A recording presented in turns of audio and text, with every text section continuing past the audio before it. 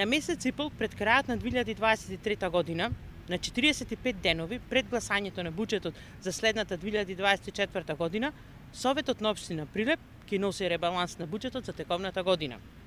Ова е најдобриот доказ за неодговорното и недомакинското работење на локалната власт на чело со ДПМНЕ и градоначалникот Борче Јовчевски, како и за нивното двегодишно лошо и нестручно менаџирање на парите на граѓаните.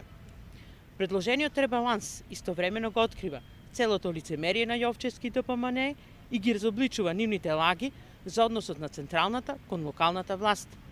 Имено, се работи за ребаланс.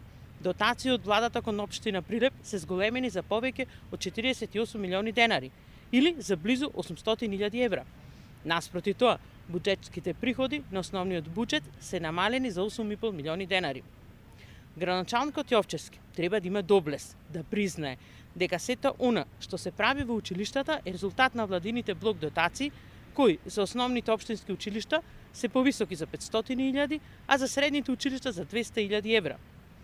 Наместо за проекти од интерес на граѓаните, ДПМНЕ и Јовчевски од општинскиот буџет трошат 450.000 евра за нови привремени вработувања на партиски војници, роднини и пријатели.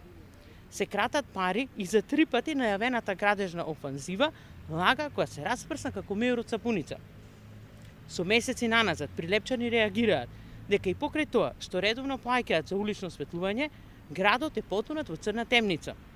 Ребалансот на буџетот кажува дека не само што состојбата нема да се подобри, туку ќе оди на полошо, бидејќи градоначалникот и ДПМНЕ дополнително ги намалуваат средствата за јавно осветлување, дури со 8 пати, од 3,1 милион на 400.000 денари. Она што неизбежно треба да се потенцира е кршењето на законите од страна на градоначалникот при подготовката на предлог планот на развојните програми.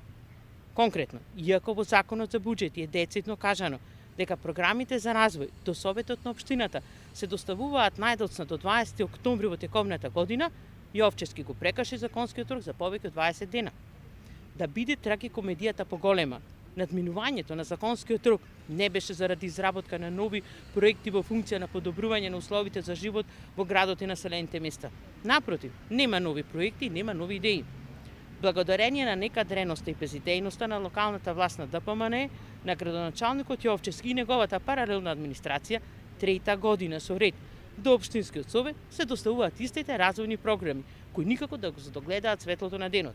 Меѓу нив се разбира и легендарната катна гаража ветена за изградба во 2022 година, во 2023 и сега повторно за 2024 година. Почитувани со граѓани, од оваа локална власт толку.